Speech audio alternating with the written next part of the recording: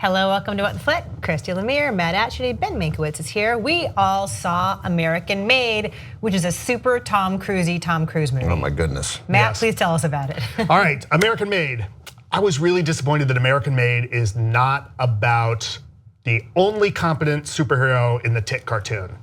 I'm just gonna say that. I don't understand that joke. Yeah, American Made. She's awesome. Oh, American Made. American Made. Yeah, Like right. She's like Imagine Wonder Woman crossed with Captain America. She's amazing. Got it. That's not what this movie's about. This movie's about Barry Seal, who ran drugs and money and guns for the CIA, and maybe be the guy that was the center point of the Iran Contra scandal that you didn't really hear about him specifically. Fascinating story that this shit went down. Let's watch. This is the United States Drug Enforcement Agency. We are ordering you to land. All right, boys, let's land. Easy.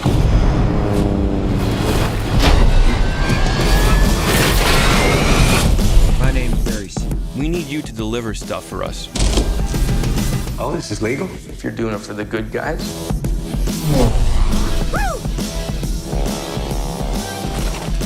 Barry Seal's a goddamn genius. So had you guys heard of this person before this movie? I had not. No, I'd never heard of Barry Seal.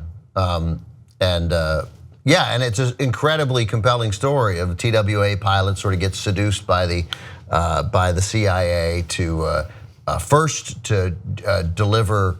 What was he first bringing? He was bringing he got first delivered, right. On his own, he was smuggling cigars. No, first he was. And that's how the CIA found him. So he starts by taking photos of revolutionaries all over South America, right, for the CIA. And then he gets seduced into running drugs for the Medellin cartel. Pablo Escobar is a character in this movie, so not insignificant character. And that leads to smuggling guns for the Contras and drugs for the Medellin cartel, sometimes in the wrong direction. Which is fascinating.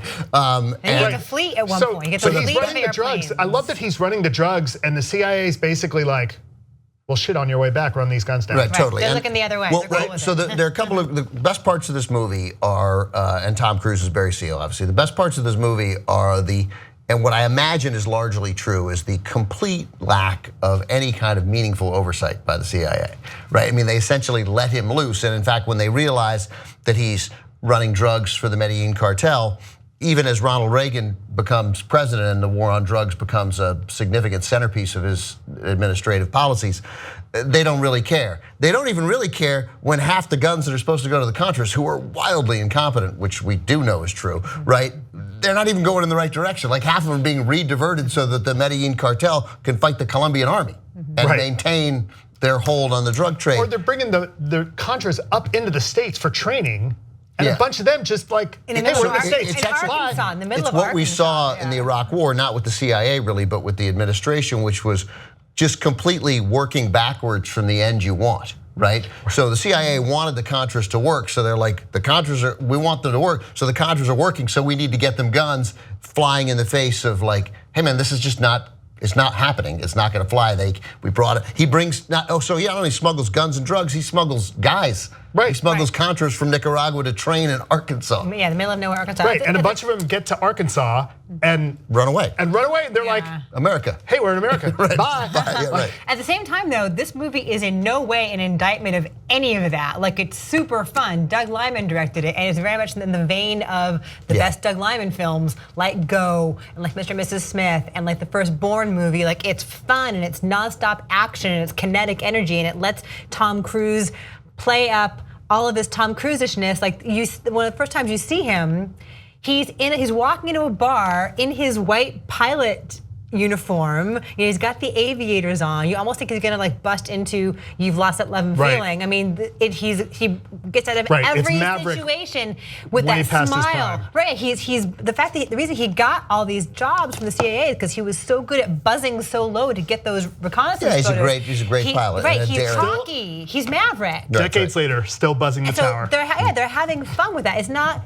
They're not banging you over the head with it, but they're reminding you of all the ways in which Tom Cruise is a superstar and has been for like 30 years. I think there's some indictment of it because the CIA is buffoonish. It's all overwhelmed by Tom Cruise's teeth, right? I mean, there's a tremendous amount but his teeth are unbelievable. They're super white. Yeah. I think the indictment is the kind of incompetence. That's right. Or if not incompetence, this is a movie that I love, especially like in organizations and at work, quoting Hanlon's law, which is never ascribe malicious intent when stupidity will suffice. And that's all over this, like just the intense stupidity up to and including what happens towards the end of the movie, where, as pictures are used that were taken, that's like, oh my God, what were you guys thinking? And it becomes this amazing study in that for when people talk about conspiracy theories, I think that really, if you really lean into conspiracy theories, you have to have this really amazing kind of hope in human nature in that people can actually keep secrets. That's right. Right? And I think that there is no conspiracy here. It's all just morons. It's it's all just like chaos. It's just like nobody's paying attention. People are just trying to get through their day. People are just trying to cover their own ass. And this is a great example of how things can go so catastrophically haywire because no one's stepping back and taking the long view. And I think that this movie does a great job of letting that play out because you never feel like there's some conspiracy. You kind of understand.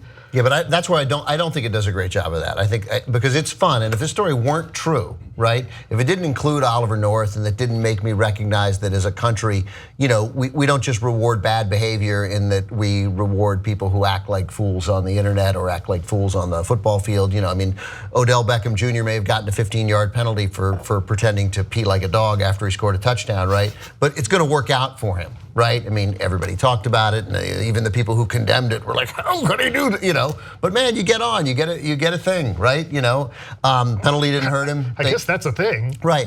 So Oliver North, gets on television, right? People take Oliver North. He's a criminal. He betrayed America, right? He should never be on TV. He should probably be unemployable, but that doesn't happen.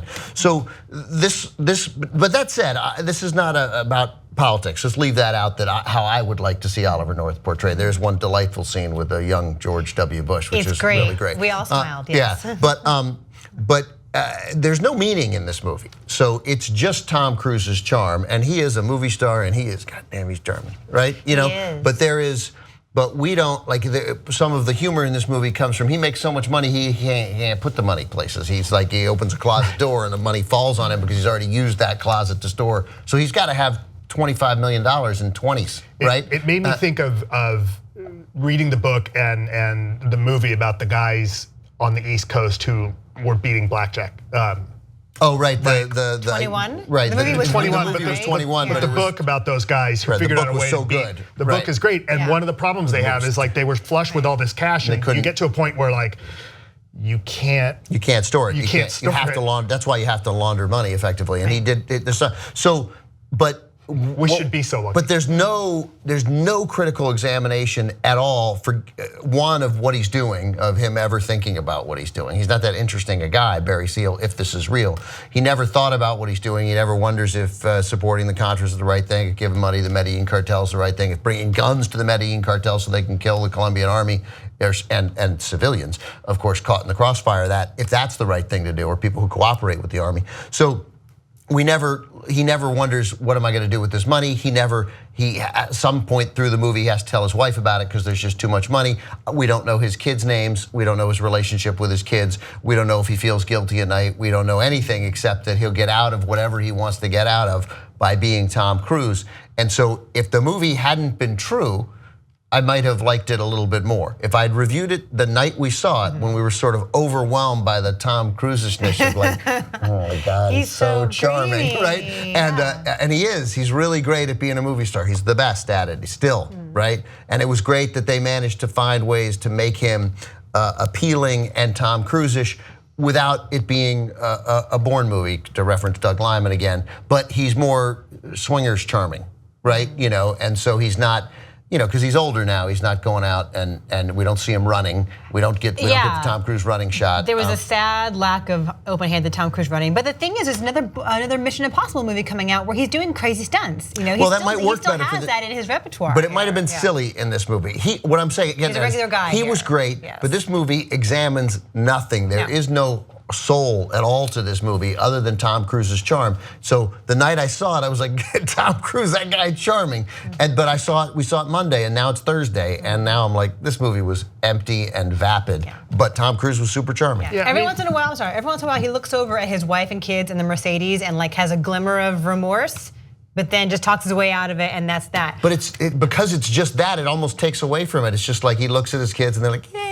And is it remorse or a desire to protect them? You know, we don't even know. Or not get caught. It's nothing. And not getting caught is the thing. We don't even know what it is, right? So that's what I want to mention really fast. I like his back and forth with Donald Gleason as the CIA guy who recruits him, and also Sarah Wright as his wife. I mean, she's beautiful and young and sexy, but she's also kind of a badass and a hard ass, and she's not frail and she's not chickish, and so I appreciate and her idiot brother, Caleb Landry Jones. Yeah, his idiot redneck brother with the Confederate flag sticker on his gremlin. Oh my God! The gremlin character seemed like he was in an Armando Iannucci movie. That sort of. So and I would watch that movie. Yeah. Right. Yeah. It just. He's doing a good American accent. He was great. He's great. Everything was fine. It's just this movie is so empty about something that that could have been charming and somewhat meaningful, and I think it lacked the meaning. All right.